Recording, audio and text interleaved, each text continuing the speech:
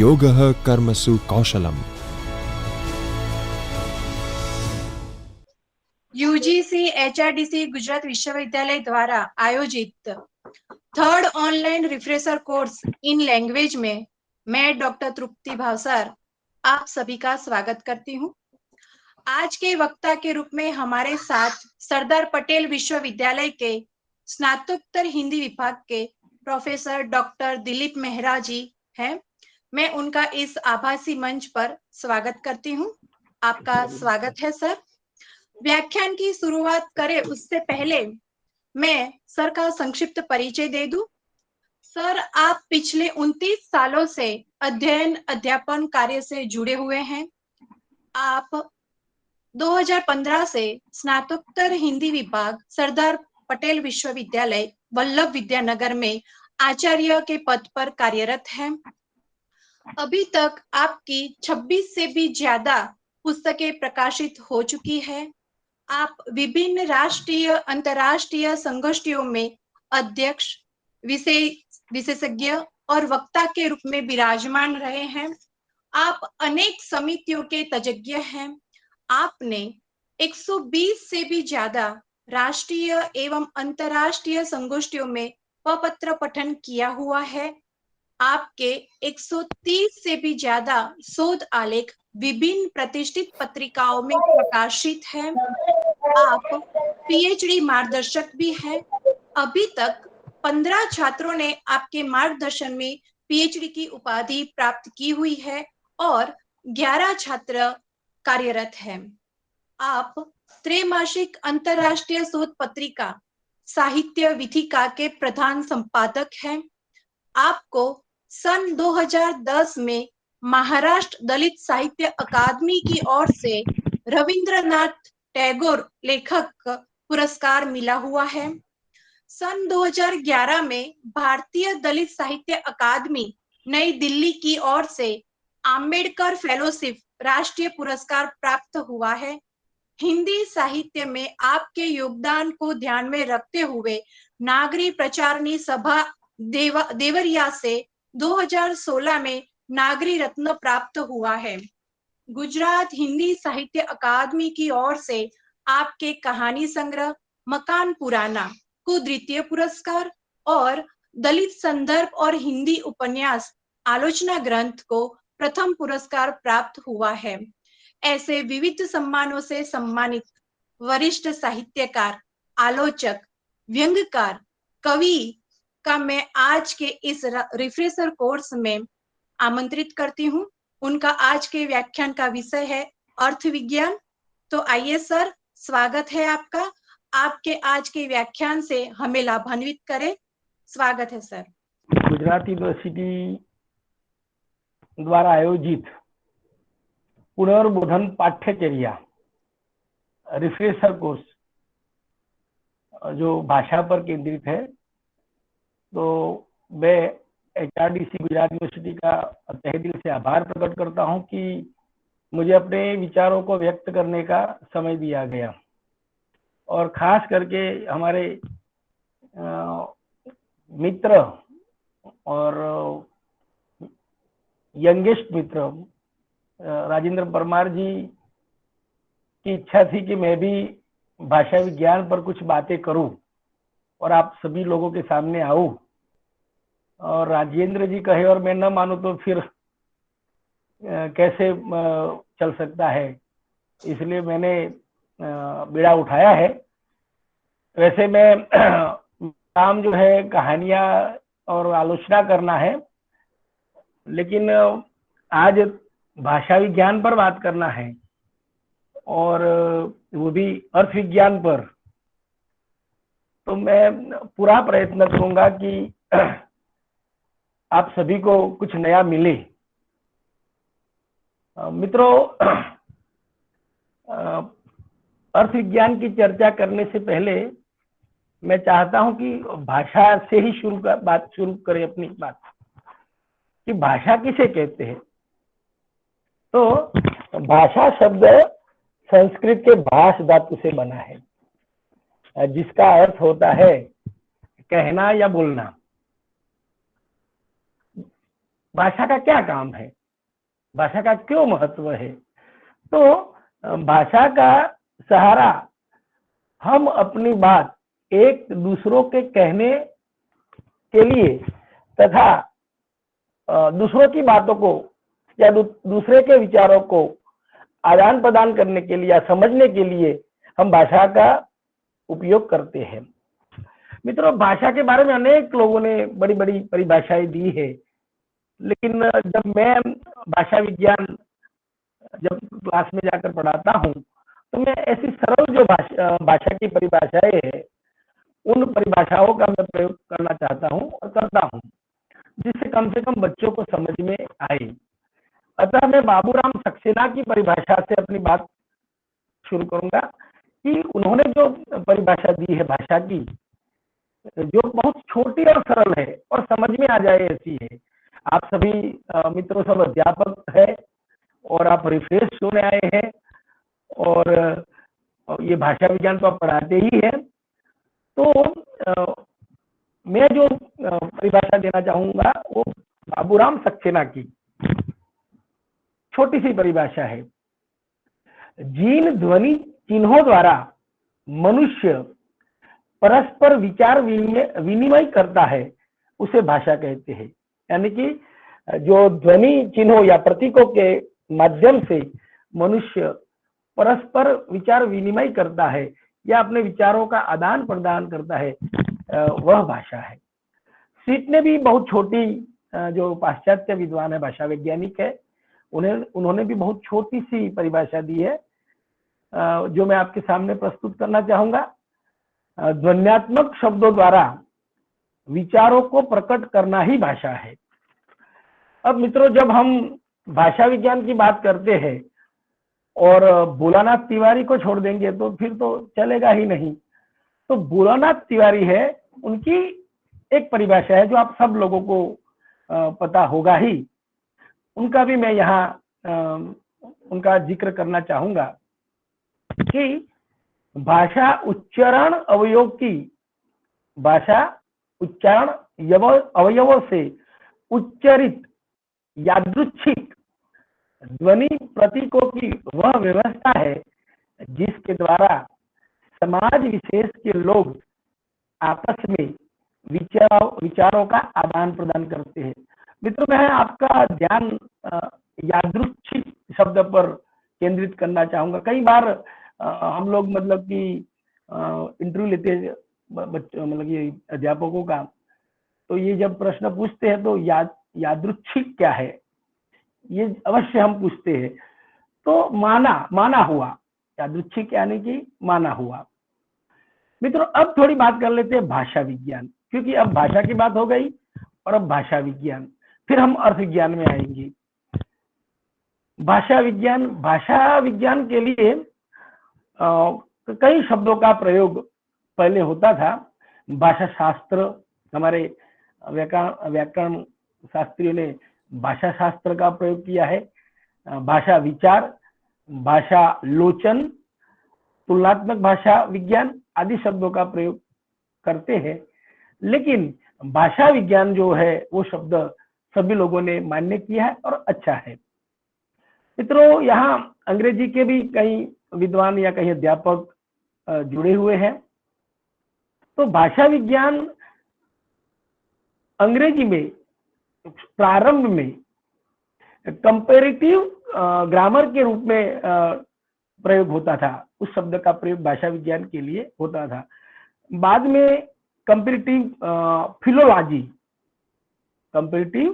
Philology शब्द से नवाजते थे और धीरे धीरे जो शब्द रूढ़ हो गया है लिंग्विस्टिक, यानी कि भाषा विज्ञान। अब भाषा और विज्ञान, ये भाषा विज्ञान क्या है, मैं बहुत छोटी छोटी चीजें लेके आया हूँ, लेकिन बहुत सरलता से आपको समझ में आ जाए ऐसी बातें मैं यहाँ आपके सामने रखना चाहूंगा। ये भाषा विज्ञान क्या है? तो भाषा और विज्ञान, ये इन दो शब्दों के योग से भाषा विज्ञान शब्द बना है। विज्ञान का सामान्य अर्थ विशिष्ट ज्ञान, आप सभी जानते हैं कि विज्ञान का सामान्य अर्थ विशिष्ट ज्ञान, यानी कि किसी भी वस्तु की साधारण जानकारी को ज्ञान कहते हैं। हम कोई भी साधारण जानकारी, किसी भी वस्तु की जानकारी रखते हैं, जैसे कि एक बाग की बात करते हैं। एक बाग है और बाग में आम का पेड़ है, गुलाब है, तो ये साधारण जानकारी हुई।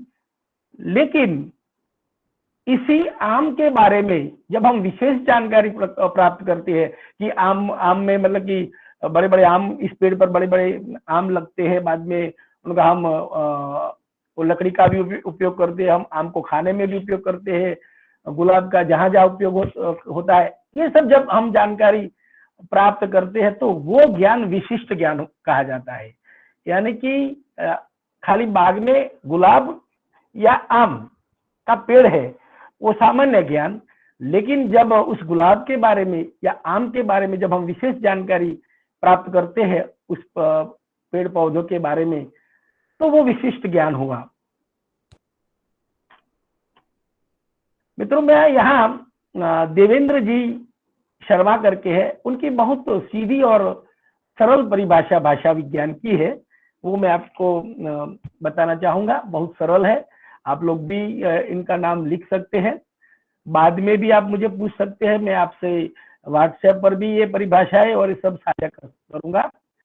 उन्होंने मैंने जो कहा उसी परिभाषा को भाषा विज्ञान की परिभाषा बताई है। जैसे कि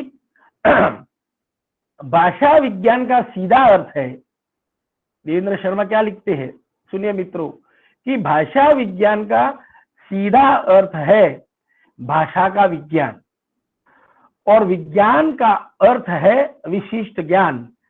इस प्रकार भाषा का विशिष्ट ज्ञान भाषा विज्ञान कहलाता है। बस यही बहुत सरल और साधारण परिभाषा है कि वो भाषा विज्ञान। मित्रों, अब जो मेरा मूल विषय है उस पर मैं आने का प्रयत्न करूंगा। मित्रों, आप सब जानते हैं कि भाषिक निर्माण के प्रमुख 4 अंग हैं। कोई भी भाषिक निर्माण के लिए हमें प्रमुख 4 अंगों की आवश्यकता होती है। एक है स्वन, यानी कि ध्वनि, पद, वाक्य और अर्थ। ये जो 4 अंग है, उन 4 अंगों में जो अर्थ है वो भाषा का प्राण माना जाता है, और 3 अंग है वो भाषा का शरीर है। ध्वनि, पद, वाक्य, इनको हम भाषा का शरीर मान सकते हैं, और अर्थ को भाषा का प्राण मानते हैं। मित्रों, आपको मालूम होना चाहिए कि कोई भी शब्द का महत्व तब तक नहीं होता है जब तक उनका अर्थ न हो। अगर अर्थ न हो तो उस शब्द का कोई महत्व नहीं होता है। इसीलिए सभी विद्वानों ने, भाषा वैज्ञानिकों ने अर्थ को भाषा का प्राण तत्व माना है। अर्थ विज्ञान से क्या तात्पर्य है, तो मैं आपसे बात करना चाहूंगा। अर्थ विज्ञान से संबंधित अनेक प्रश्न हमारे दिमाग में, हमारे मन में जो पैदा होते हैं, या अनेक जिज्ञासाएं पैदा होती है, तो उन जिज्ञासाओं, जैसे कि अर्थ क्या है, शब्द और अर्थ का संबंध क्या है, अर्थ परिवर्तन क्या है, अर्थ परिवर्तन के प्रकार कितने हैं, अर्थ परिवर्तन के कारण क्या है, अर्थ की प्रतीति कैसे होती है,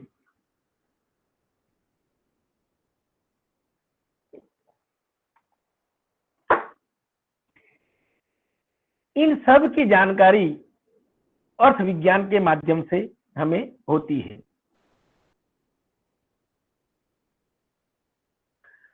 अर्थ विज्ञान या अर्थ के जीवन को समझना है तो भोलानाथ तिवारी की एक छोटी सी किताब है, और सभी हमारे अध्यापक मित्रों को इस किताब का उपयोग करना चाहिए।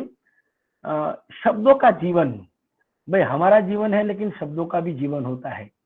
अगर शब्दों का जीवन वो किताब पढ़ेंगे तो आप अर्थ विज्ञान को बहुत अच्छी तरह से आप जान सकते हो, समझ सकते हो। और हमारा तो यही कर्तव्य होता है कि हमें विशेष हमारे छात्रों को जानकारी देनी है, इसलिए ज्ञान तो अर्जित करना ही है। अर्थ विज्ञान या अर्थ विचार, मित्रों अंग्रेजी में अर्थ विज्ञान को सिमेटिक्स, हालांकि मेरी अंग्रेजी जोरदार नहीं है लेकिन मैं प्रयत्न करूंगा कुछ कुछ शब्दों का प्रयोग करने का, प्रयत्न करने का उसको उठाऊंगा बीड़ा। तो अर्थ विज्ञान को अंग्रेजी में सिमेटिक्स कहते हैं और हिंदी में अर्थ विज्ञान को अर्थ विचार, शब्दार्थ विज्ञान आदि से जाना जाता है।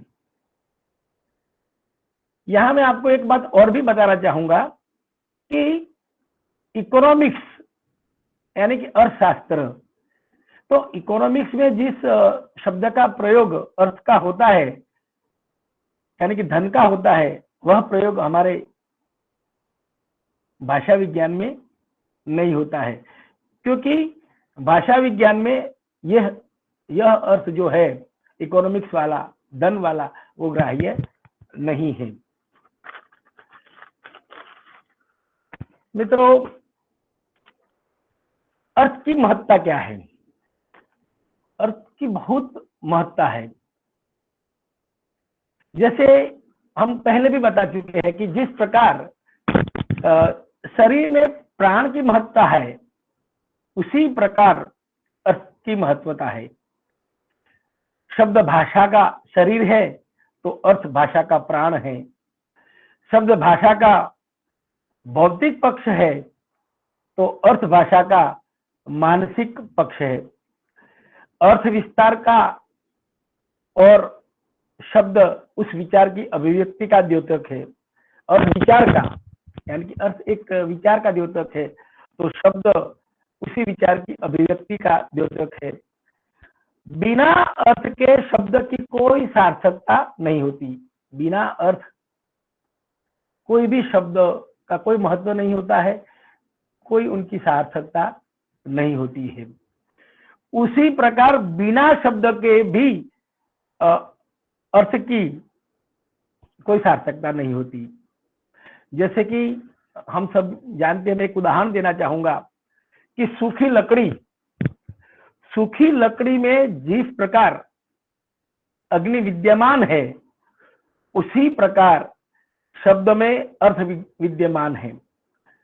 मित्रों सूखी लकड़ी में अग्नि विद्यमान है यानी कि सूखी लकड़ी कभी भी आप जलाओ तो जल सकती है, वो अंदर छिपा, वो मतलब कि उनके अंदर जो अग्नि का जो भाव है ये छिपा रहता है। उसी प्रकार शब्द में भी अर्थ छिपा रहता है और फिर निकलता है। मैं हमारे बहुत पुराने जो व्याकरण शास्त्री और विद्वान है उनको भी यहाँ याद करना चाहूंगा, खास करके यास्क जी को याद करना चाहूंगा। यास्क जो है उन्होंने निरुक्त नामक ग्रंथ लिखा जिसमें शब्द और अर्थ की ज्यादा गहराई से चर्चा की है। उनके बाद पाणिनि तो बहुत बड़े व्याकरण शास्त्री है, उन्होंने भी शब्द और अर्थ पर अपनी बातें बताई है। कात्यायन, पतंजलि और भर्तृहरि, इन विद्वानों को भी मैं इस महती बेला में उनको भी याद करना चाहूंगा कि उन लोगों ने भी शब्द विज्ञान और अर्थ की महत्ता पर बहुत कुछ लिखा है। अब अर्थ और शब्द और अर्थ का महत्व, प्रत्येक सार्थक शब्द अपने साथ अपना एक विशिष्ट अर्थ, भाव या विचार रखता है। सुनिए, बहुत अच्छी बात है, ये आप सुनने लायक है कि प्रत्येक सार्थक शब्द अपने साथ अपना एक विशिष्ट अर्थ, भाषा सॉरी भाव या विचार रखता है। संस्कृत में तो शब्द को ब्रह्म कहते हैं। शब्द ब्रह्मेति कथ्यते, यानी कि शब्द को हम ब्रह्म कहते हैं। दिन कहने से दिन का ही होता है, दिन कहने से दिन का ही बोध होता है, रात्रि का या कोई अन्य शब्द का बोध नहीं होता है। अब हम अर्थ विज्ञान के प्रमुख आचार्य जिन्होंने 3 दिशाएं बताई है उनको याद करना चाहूंगा, जिनका नाम है माइकल ब्रिल। माइकल ब्रिल ने अर्थ विज्ञान की प्रमुख 3 दिशाएं बताई है, जिसको हम सभी मतलब कि भारतीय विद्वानों ने और पाश्चात्य विद्वानों ने उनकी बातों को मान्य रखा है। उन्होंने 3 दिशाएं बताई है, जो दिशाएं इस प्रकार है: अर्थ विस्तार, अर्थ संकोच और अर्थादेश।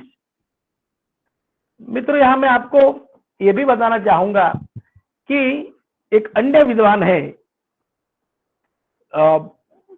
ब्लूमफील्ड, उन्होंने अर्थ की 9 दिशाएं बताई है।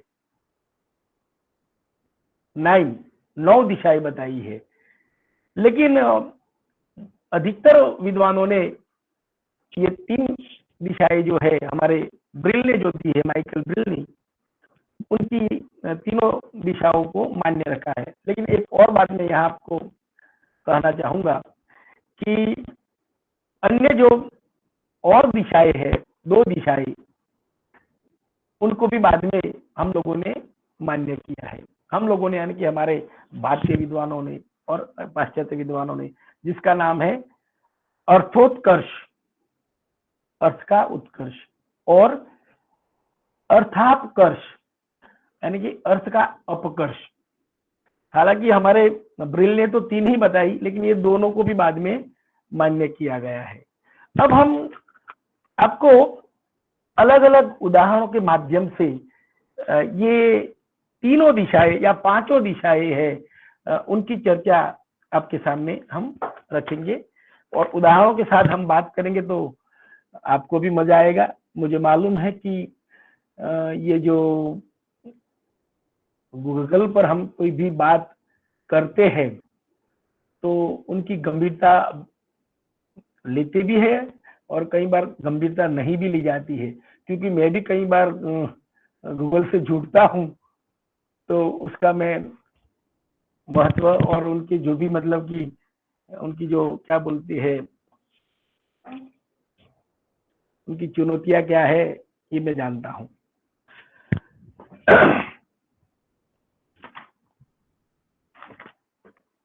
मित्रों, अब हम बात करेंगे अर्थ विस्तार। ब्रिल ने जो 3 दिशाएं बताई है या प्रकार, दिशाएं या प्रकार, अर्थ विस्तार, अर्थ संकोच और अर्थादेश। मित्रों, अर्थ विस्तार का मतलब है अर्थ का विस्तृत होना या व्यापक होना। अर्थ जो होता है उसमें वो बढ़ता है या उसमें व्यापकता होती है। मतलब कि विद्वानों का मानना है कि इसमें संकीर्ण सीमा से अर्थ निकलकर बाहर जाता है और उनका अर्थ विस्तार हो जाता है। उदाहरण के लिए एक बहुत सुंदर उदाहरण है, संस्कृत का उदाहरण है। संस्कृत के मित्र भी अंदर मतलब कि हमारे साथ जुड़े हुए हैं इस आभासी पटल पर। तो संस्कृत में एक शब्द है परस्वः, परस्वः, जिसका हिंदी में हम हिंदी में उपयोग में जो शब्द लाया गया उनके अर्थ में परसों, परस्वः यानी परसों।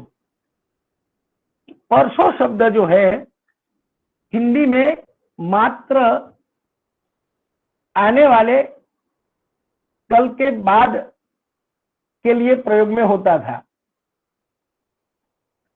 लेकिन धीरे धीरे अर्थ विस्तार होता है और यह शब्द आने वाले कल के लिए तो होता है, लेकिन जाने वाला कल उनके लिए भी होता है, जाने वाले कल के बाद का दिन उसके लिए भी होता है। जैसे कि मैं आपको उदाहरण देना चाहूंगा, अतुल परसों वडोदरा जाएगा। अतुल परसों वडोदरा जाएगा। तो दूसरा क्या है, क्या विस्तार, अर्थ विस्तार क्या हुआ? अतुल परसों वडोदरा गया था।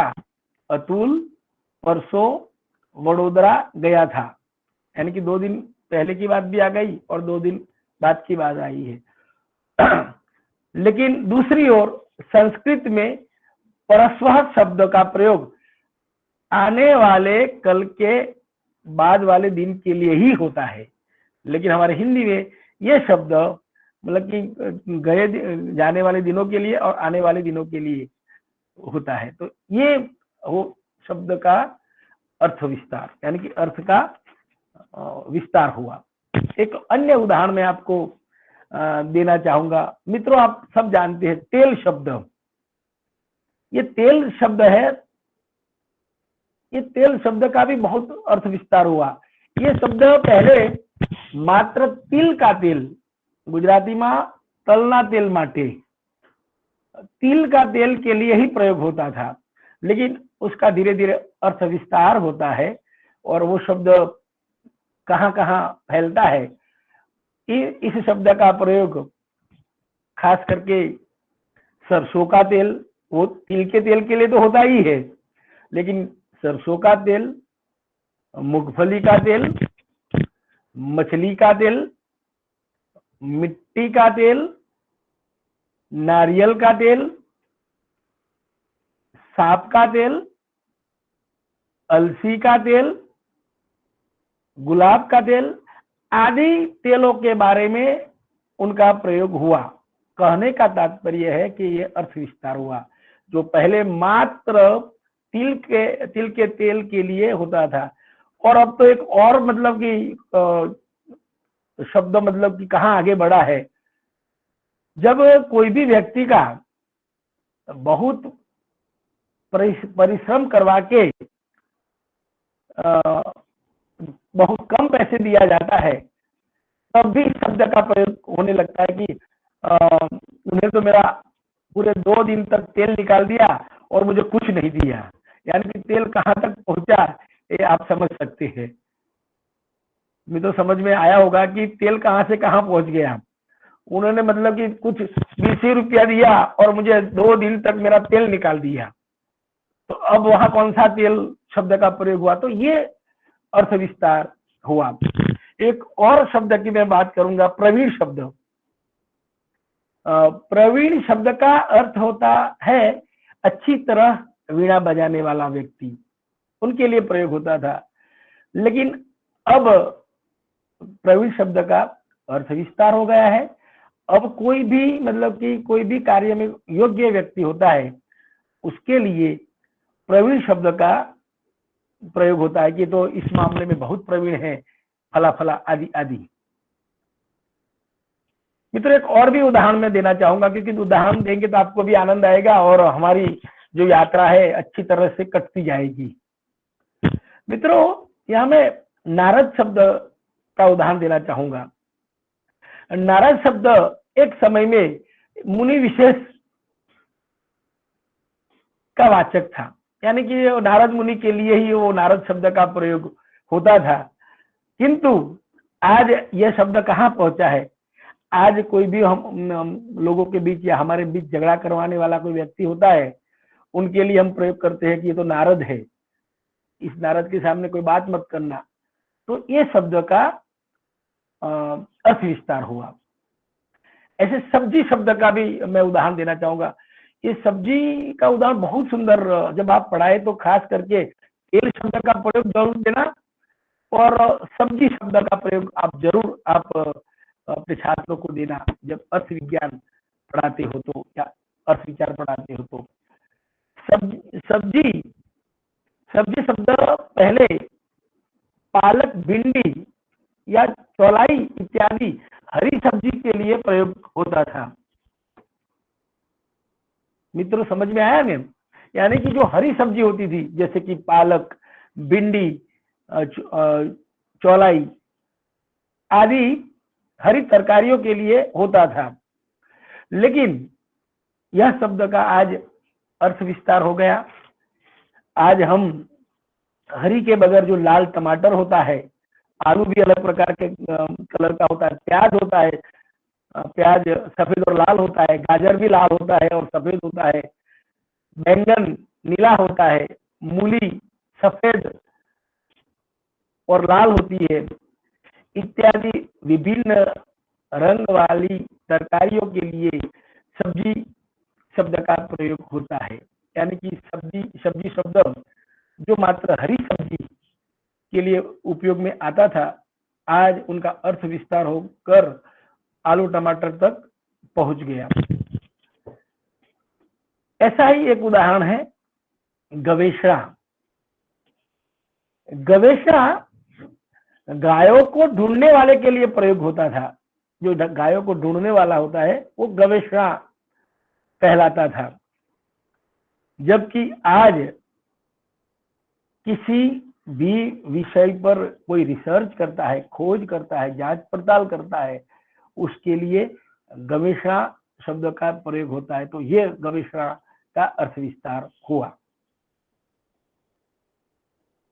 मित्रों आगे भी 2-3 उदाहरण और है, वो बता के फिर हम सीधे अर्थ संकोच पर जाएंगे। पहले कुशल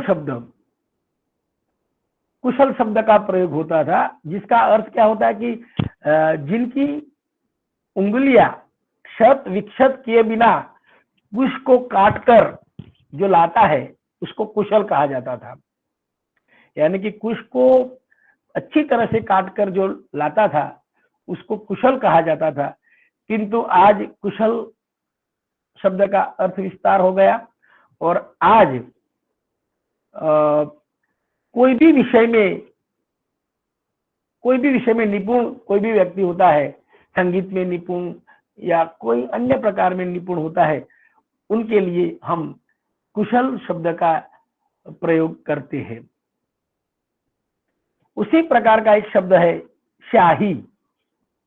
शाही शब्द की ओर आपका ध्यान आकर्षित करना चाहूंगा कि शाही शब्द का प्रयोग मात्र पहले काली शाही के लिए होता था, मात्र काली शाही के लिए होता था।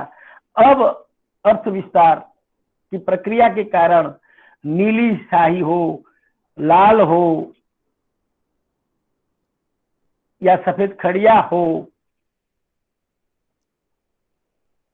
तो सफेद खड़िया के गोल को भी हम शाही कहते हैं।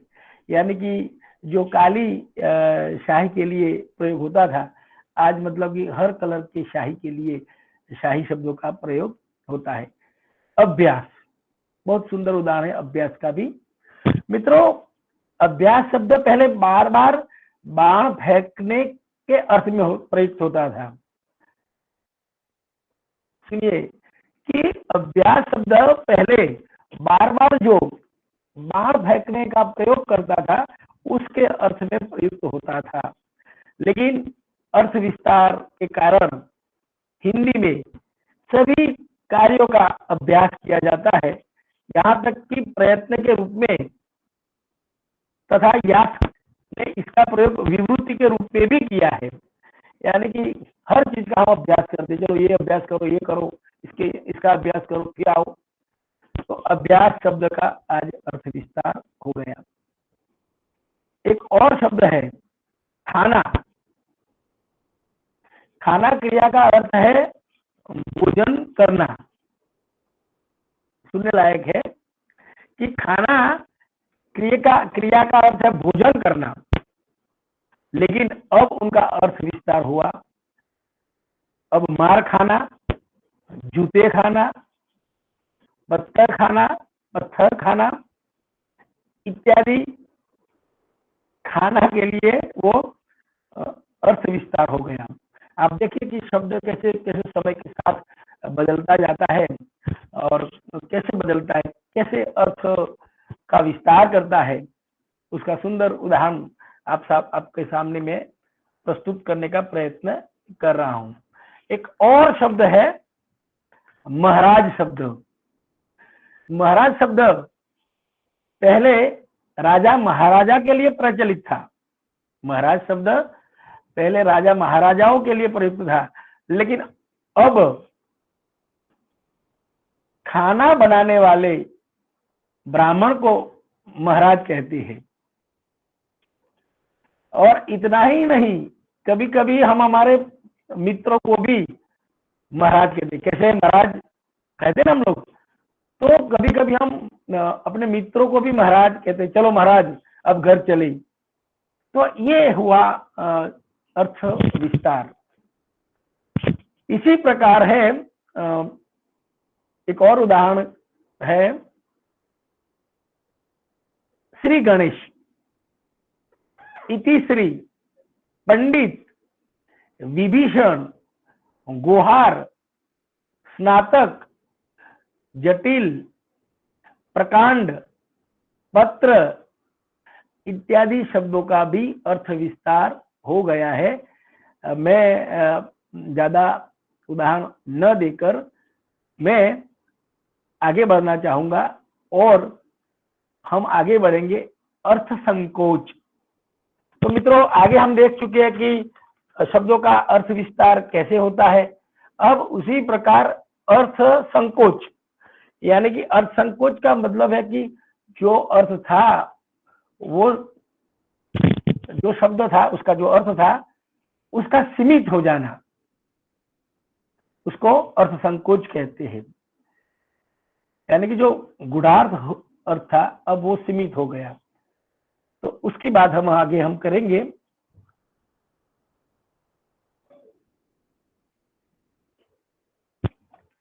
यहां मैं ब्रिल का एक उदाहरण आपको प्रस्तुत करना चाहूंगा, जो हमारे अर्थ संकोच के बारे में बताया है। वो बिल्कुल आप लोगों को सुनना चाहिए।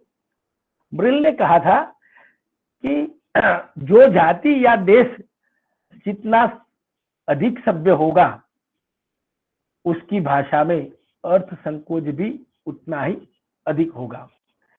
तो आप समझ सकते हैं कि भाई अर्थ संकोच क्यों होता है। तो बिल ने बहुत अच्छी बात बताई कि अर्थ संकोच इसलिए होता है कि हमारी जाति या देश अधिक सभ्य हो जाता है, और सभ्य हो जाने के कारण ये अर्थ संकोच होता है। जैसे कि अब हम आपको कुछ उदाहरणों के साथ आपके सामने में अर्थ संकोच के उदाहरण प्रस्तुत करूंगा, तो ज्यादा समझ में आएगा। मित्रों, यहां मूर्ख शब्द का अर्थ उदाहरण देना चाहूंगा। तो मूर्ख शब्द का अर्थ क्या था? वो मूर्ख शब्द का अर्थ पहले पशु या जानवर के लिए प्रयोग होता था। कोई भी पशु हो या जानवर हो, दोनों के लिए प्रयोग होता था। पर अब वह सीमित होकर मात्र हिरण के लिए प्रयोग होता है। अब हम कोई भी कहेंगे कि मृग, तो तुरंत हम हिरण को ही याद करते हैं, अन्य जानवर या पशु को हम याद नहीं करते। तो ये हुआ अर्थ संकोच।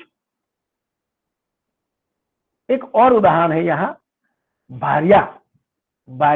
भार्या शब्द, तो भार्या का अर्थ था जिसका भरण पोषण किया जाए। भार्या का अर्थ जिसका भरण पोषण किया जाए। परंतु अब क्या हो गया है,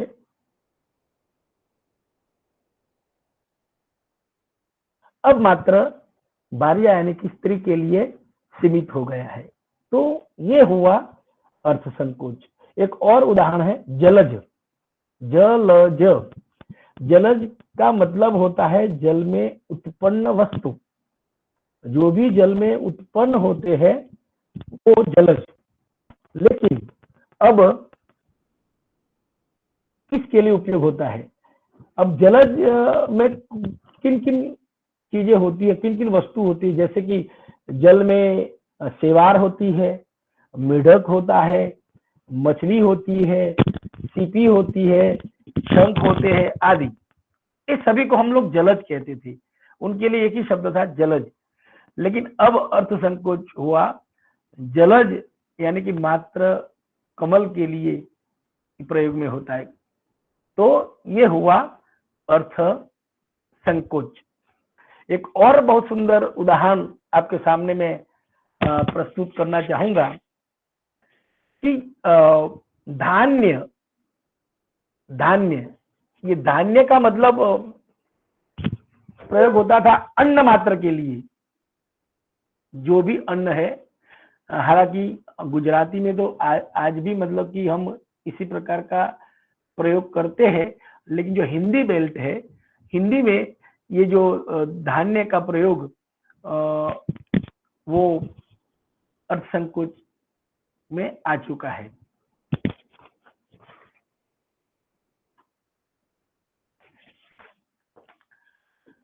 तो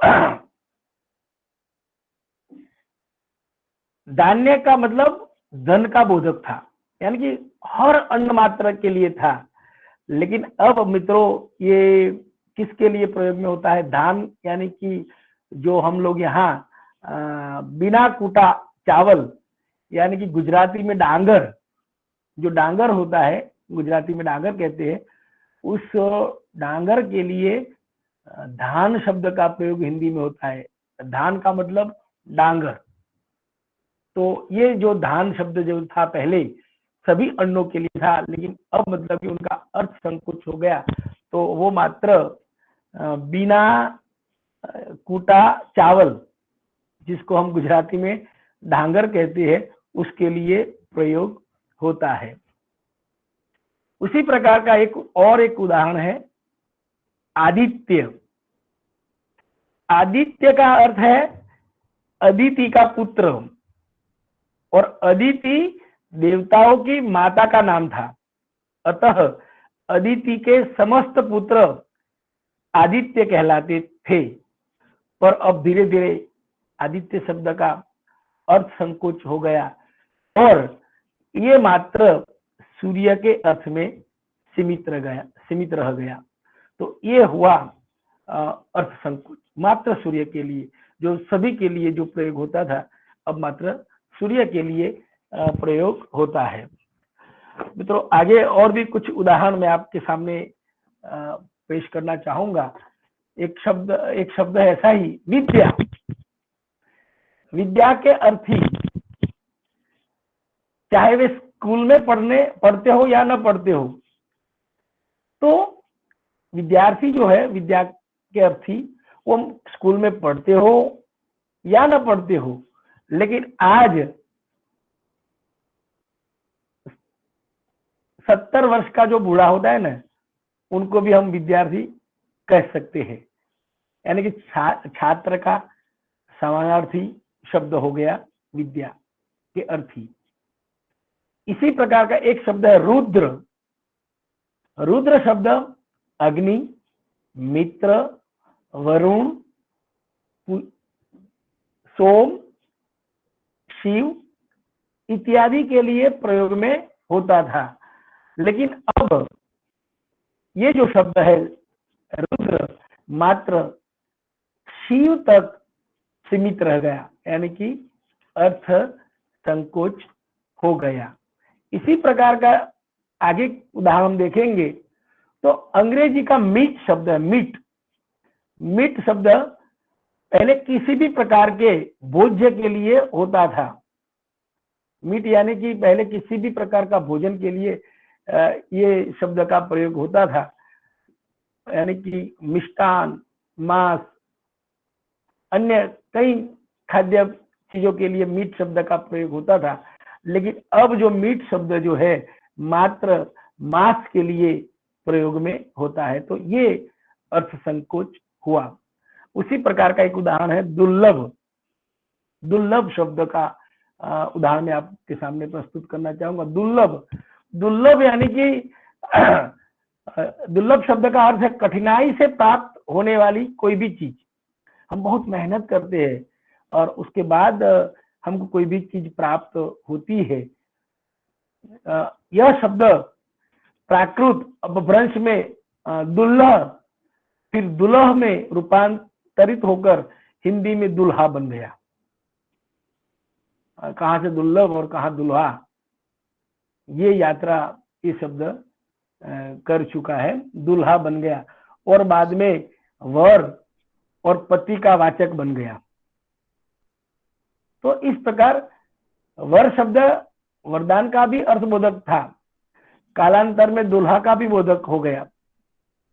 तो ये मतलब कि शब्द किस प्रकार उनका अर्थ संकोच होता है। एक और उदाहरण मैं आपको देना चाहूंगा।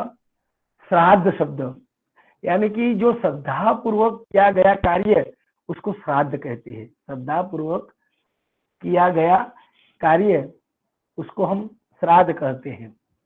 लेकिन अब मतलब कि उनका जो अर्थ संकोच हुआ, कि आज जो अर्थ संकोच हुआ वो आज हमारे जो भी मतलब कि पितरों की मरण तिथि आती है, कल ही श्राद्ध गया, तो वो पितरों की मरण तिथि के लिए श्राद्ध शब्द हो गया है। अब मतलब कि श्राद्ध का वो अर्थ नहीं रहा है, यानी कि श्राद्ध शब्द का अर्थ संकोच हो गया। एक और उदाहरण है, एक छोटे छोटे उदाहरण के बाद में अर्थादेश पर आने का प्रयत्न करूंगा। मैंने पूरा सोचा है कि आपका 1 घंटे और जो 15 मिनट या 20 मिनट का जो व्याख्यान, उसमें मैं 5 को ले लूंगा और उसके बाद समय आपको देंगी। मित्रों, एक शब्द है जो अर्थ संकोच का बहुत सुंदर उदाहरण है, जो है गंध। एक गंध शब्द जो है, गंध पहले दुर्गंध और सुगंध दोनों के लिए प्रयुक्त होता था। गंध शब्द का प्रयोग पहले सुगंध और दुर्गंध दोनों के लिए प्रयोग होता था, लेकिन अब मात्र दुर्गंध के लिए ही उनका प्रयोग होता है। तो यहाँ अर्थ संकोच हो गया है। उसी प्रकार का एक गो शब्द है, गो। तो गो का मतलब है गमन करने वाला, गमन करने वाला। तो आज मतलब कि ये शब्द किस प्रकार का हो गया, आज गाय के लिए गो शब्द अर्थ संकोच हो चुका है। उसी प्रकार है अबला। अबला जीवन तुम्हारी यही कहानी, आंचल में है दूध और आंखों में पानी। यहाँ अबला शब्द यानी कि बलहीन के लिए प्रयुक्त होता था। ये अबला शब्द पहले बलहीन लोगों के लिए या बलहीन लोगों के लिए प्रयोग में होता था, लेकिन अब ये शब्द जो है अर्थ संकोच उनका हुआ। अबला यानी कि अब मात्र स्त्री के लिए प्रयोग में हो रहा है। अब मतलब कि हर बलहीन के लिए ये शब्द का प्रयोग नहीं होता है। तो ये अर्थ संकोच हुआ। तो ये है जितने मैंने उदाहरण दिए हैं वो सारे के सारे अर्थ संकोच के उदाहरण है। अब जो तीसरी दिशा या तीसरा प्रकार है अर्थ विज्ञान का, जो ब्रिल ने बताया है, वो है अर्थादेश। अर्थादेश का मतलब होता है मित्रों कि जो अपना जो मौलिक अर्थ है उसको छोड़ देता है और एक नवीन अर्थ धारण करता है, उसको हम अर्थादेश कहते हैं। यानी कि जो प्रमुख अर्थ है उनको छोड़कर एक नवीन अर्थ को, एकदम नया अर्थ जो हमको देता है, वो अर्थादेश। तो अर्थादेश के भी कई उदाहरण हमारे सामने प्रस्तुत है। एक उदाहरण देता हूं, असुर। असुर शब्द उनका बहुत बढ़िया उदाहरण है। असुर शब्द ऋग्वेद की बात करें तो ऋग्वेद में भी ये असुर शब्द का प्रयोग मात्र देवता के वाचक के रूप में होता था। ये देवता के वाचक के रूप में होता था। ईरान में भी यह शब्द देवता का वाचक है। ईरान में भी यह शब्द देवता का वाचक है, लेकिन आज असुर का मतलब होता है राक्षसों का वाचक। यानी कि वो शब्द पूरा का पूरा बदल कर अपना जो अंदर का जो अर्थ था वो बदल कर सीधा नवीन अर्थ अर्थादेश हो गया। वो है राक्षस, यानी कि राक्षसों के लिए इस शब्द का प्रयोग होता है। एक और मैं बात, एक बहुत सुंदर उदाहरण है साहस शब्द का उदाहरण मैं आपके सामने प्रस्तुत करना चाहूंगा। साहस, जो साहस शब्द है, वो साहस शब्द पहले किसके लिए प्रयोग होता था? तो पहले जो डकैत होते थे, और डकैत और खास करके डकैत और दुष्कर्म जो करते थे, दुष्कर्म ऐसे दुस्साहस करते थे, डकैत जैसे लोग थे, उनके लिए मतलब कि साहस शब्द का प्रयोग होता था। खास करके डकैत को केंद्र में रखना, तो बहुत जल्दी हम शब्द के निकट पहुंचेंगे। लेकिन आज मतलब कि डाकू और ठगों के लिए ये शब्द का प्रयोग नहीं होता है। कोई भी हम अच्छा कर्म करते, कोई भी साहस का काम करते हैं, कोई हम दौड़ में नंबर लाते हैं, या कोई भी ऊपर मतलब कहीं मतलब कि चढ़ने का, पहाड़ पर चढ़ने का साहस करते हैं, तो आज वो शब्द, साहस शब्द एक नया अर्थ निकलता है। साहस यानी कि अच्छे अर्थ के रूप में उपयोग उनका होने लगा। पहले अच्छे अर्थ के रूप में नहीं था, डाकू और ठगों के रूप में हम लोग साहस शब्द का प्रयोग करते थे, लेकिन आज उनका अर्थ ही बदल गया। यानी कि जो साहस वीरों के लिए आज हम साहस शब्द का प्रयोग करते हैं। जैसे कि हम कहते हैं कि मेरा बेटा तो साहसी है, मेरा मेरा मेरा बेटा तो साहसी है, वो तो कुछ भी कर सकता है, तो ये साहसी। गवार शब्द का उदाहरण मैं देना चाहूंगा, बहुत बढ़िया उदाहरण है गवार। ये गवार शब्द जो है खास करके गांव में रहने वाले के लिए ही प्रयोग होता था।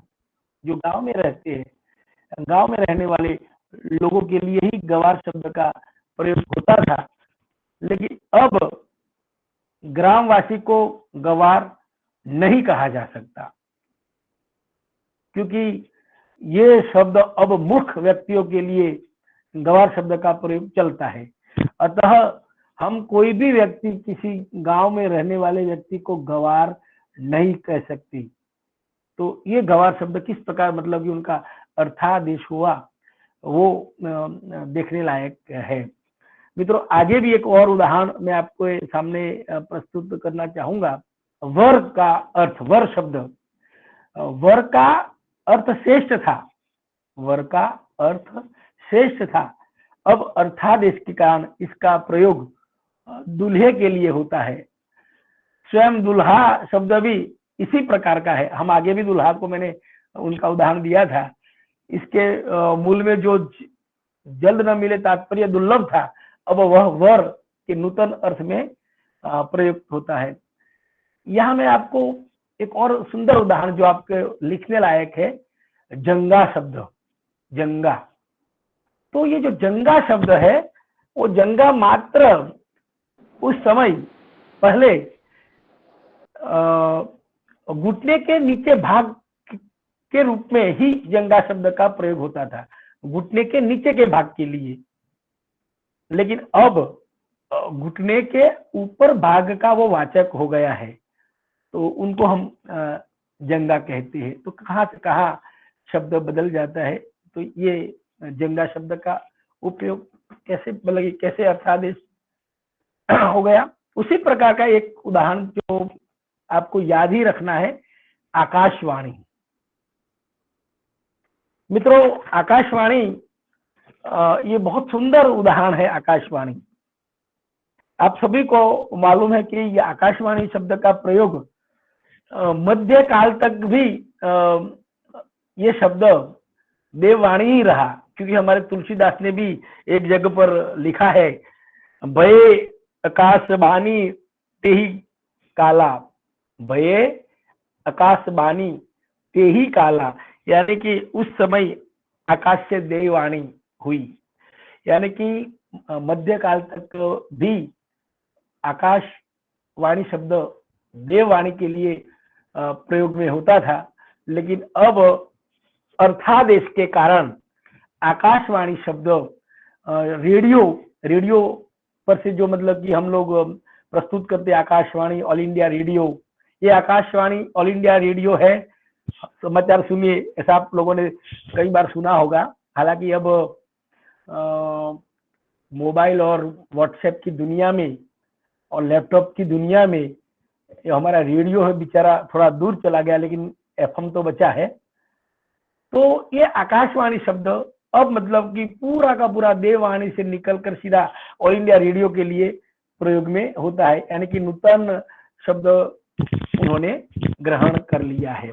मित्रों, आपको यहाँ कुछ बहुत अलग अलग बहुभाषी गुजराती, संस्कृत, हिंदी और अंग्रेजी के भी अध्यापक जुड़े हुए हैं, लेकिन मैं आपको यहाँ बताना चाहूंगा कि हमारे हिंदी में पहली बार आकाशवाणी शब्द का प्रयोग सुमित्रानंदन पंत जी ने किया था हिंदी में, और वो रेडियो के रूप में जो शब्द का प्रयोग आकाशवाणी का किया था रेडियो के लिए, तो ये सुमित्रानंदन पंत जी ने किया था। और भी एक दो उदाहरण है जो आपके सामने मैं प्रस्तुत करना चाहूंगा। धृत शब्द है, धृत। ऋग्वेद में ध्रुत जुआरी के अर्थ का वाचक है, लेकिन बाद में धूर्त का अर्थ मक्कार और बेईमान हो गया। अब मतलब कि देखो, जुआरी से सीधा मक्कार और बेईमान के रूप में हम लोग उनका सीधा प्रयोग करने लगे हैं, यानी कि सीधा का सीधा जुआर निकल गया, धूर्त में से जुआरी का अर्थवाचक हो गया, और बाद में धूर्त यानी कि मक्कार, जो मक्कार होता है, बेईमान होता है, उसके लिए हम प्रयोग करते हैं। उसी प्रकार का एक शब्द है तटस्थ। तटस्थ बहुत बढ़िया शब्द है, तटस्थ। तटस्थ यानी कि नदी, मतलब कि तटस्थ यानी कि किनारे पर स्थित के लिए, जो कोई भी नदी के किनारे या कोई भी किनारे वहां जो स्थित होता है उनको तटस्थ कहते थे, या तटस्थ का शब्द का प्रयोग उनके लिए होता था। लेकिन अब ये तटस्थ शब्द किसी को पक्षपात नहीं करता, उनको हम तटस्थ व्यक्ति कहते। कभी गांव में कभी भी जो कोई भी समस्या खड़ी होती है तो तटस्थ व्यक्तियों को बुलाया जाता है, जो व्यक्ति किसी का पक्षपात नहीं करते हैं, तो उनके लिए तटस्थ शब्द का प्रयोग होता है। तो इतने उदाहरण काफी है। अब मैं दो और जो अन्य दिशाएं हैं जो ब्रिल ने नहीं बताई लेकिन अन्य विद्वानों ने उनको मान्य किया है, जो है, एक है अर्थोत्कर्ष और दूसरा है अर्थापकर्ष, यानी कि एक में अर्थ का उत्कर्ष होता है और दूसरे में अर्थ का अपकर्ष होता है। एक में डाउन, एक में ऊंचाई पर पहुंचता है अर्थ। तो उसके भी कुछ उदाहरण मैं आपके सामने प्रस्तुत करने का प्रयत्न करूंगा।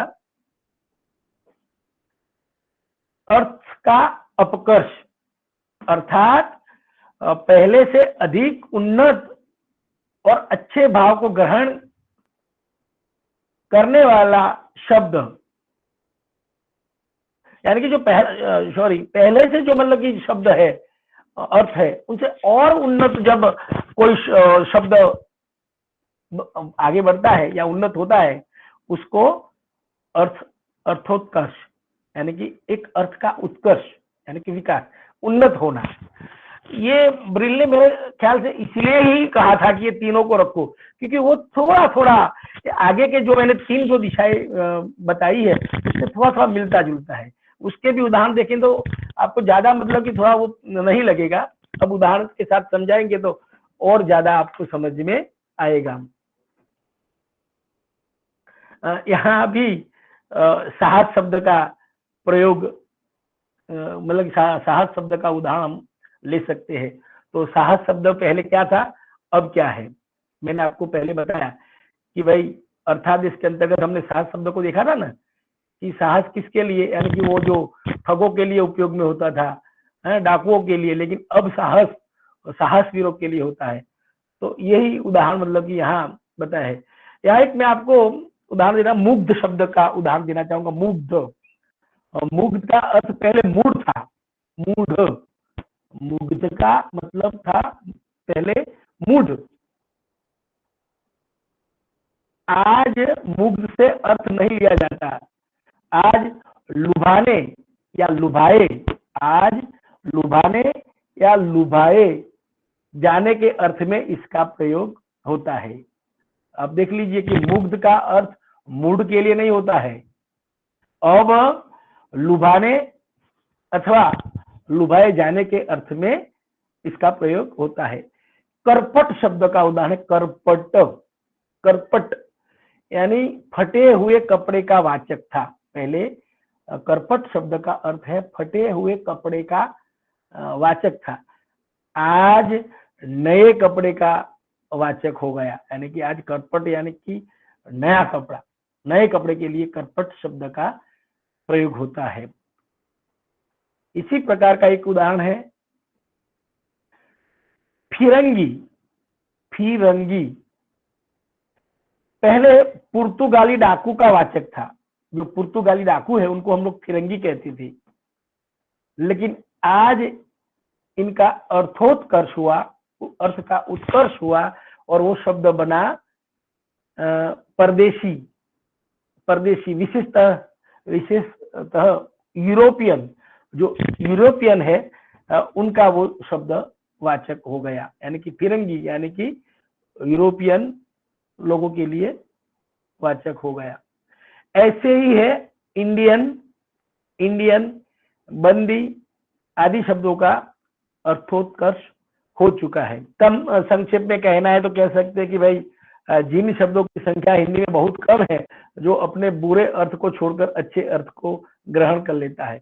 अब अंतिम जो दिशा है, हम अंतिम दिशा की ओर जाएंगे। मैं समझता हूं कि मैं टाइम के साथ चल रहा हूं। अर्थापकर्ष, अर्थ का अपकर्ष, यानी कि जो अर्थ हो, जो अर्थापकर्ष यानी कि जो उल्टा होना, अर्थ के उत्कर्ष की जगह पर अपकर्ष होना, नीचे जाना। यानी कि इसमें कह सकते हैं कि किसी अर्थ का गिर जाना। अपकर्ष यानी कि किसी अर्थ का गिर जाना। जैसे कि हम उदाहरण आपको दे, ऐसा भी कह सकते हैं कि भाई अपने अच्छे अर्थ को छोड़कर बुरा अर्थ ग्रहण कर लेना, उसको अपकर्ष कहते हैं। उदाहरण के लिए जुगुप्सा, जुगुप्सा, जुगुप्सा, ये आरंभ में छिपाने के अर्थ में प्रयोग होता था। यह शब्द प्रारंभ में छिपाने के रूप में प्रयुक्त होता था, लेकिन आगे चलकर इसका अर्थ घृणा हो गया। घृणा, तो ये हुआ शब्द का अपकर्ष। ऐसे ही एक और उदाहरण है महाजन। ये बहुत अच्छा उदाहरण है महाजन। वो महाजन श्रेष्ठ व्यक्तियों को कहती थी। हम पहले महाजन यानी कि श्रेष्ठ व्यक्तियों के लिए महाजन शब्द का हम प्रयोग करते थे, लेकिन धीरे धीरे महाजन शब्दों का प्रयोग उन लोगों के लिए करते हैं जो रुपये पैसे के लिए लेन देन करते हैं, यानी कि जो सूद कमाते हैं, रुपयों से धन कमाते हैं। ऐसे लोगों के लिए अब महाजन शब्द का प्रयोग होता है। हमारे प्रेमचंद जी ने भी महाजन शब्द का प्रयोग बहुत किया है, हमारे कथाकार मुंशी प्रेमचंद जी ने। ठीक है, तो महाजनी सभ्यता नामक जबरदस्त उनका वो निबंध भी है, महाजनी सभ्यता। तो ये महाजन शब्द भी मतलब कि उनका कैसे अपकर्ष हुआ, ये आपके सामने मैंने प्रस्तुत किया। अब एक और उदाहरण है महापात्र शब्द है। बहुत अच्छा शब्द है महापात्र। महापात्र पहले बड़े विद्वान को कहते थे। महापात्र पहले बड़े विद्वान को महापात्र कहते थे।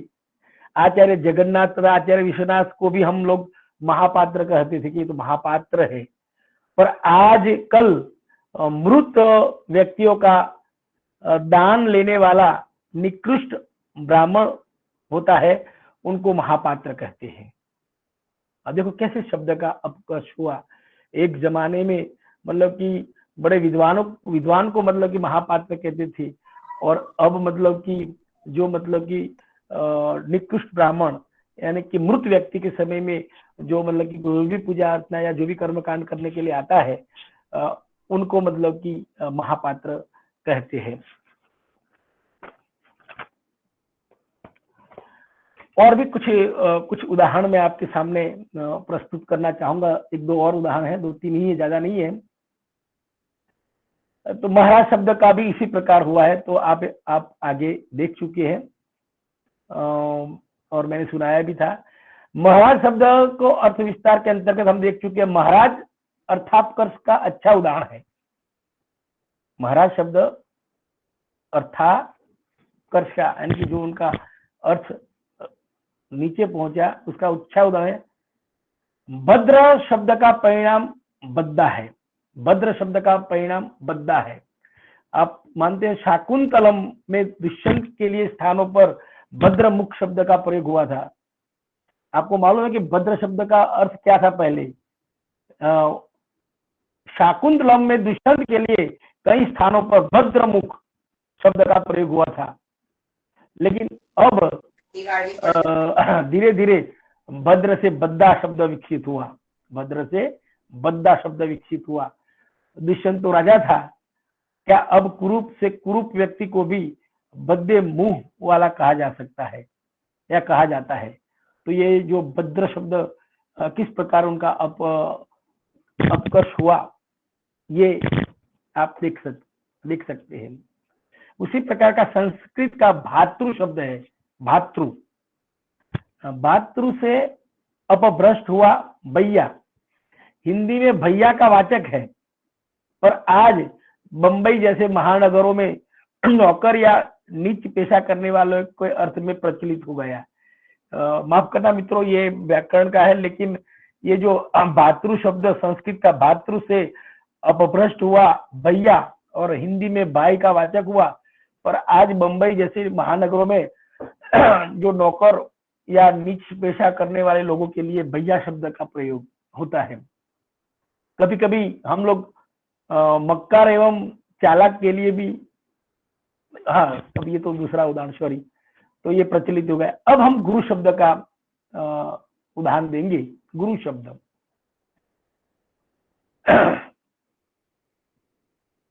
इसी प्रकार गुरु शब्द का आदर्शसूचक नाम था गुरु, लेकिन अब इनका भी निकृष्ट अर्थ में प्रयोग होता रहा है।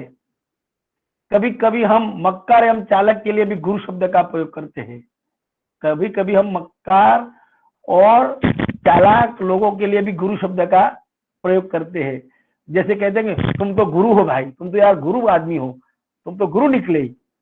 तो ये जो गुरु शब्द का कैसे अपकर्ष हुआ, ये आप देख सकते हैं।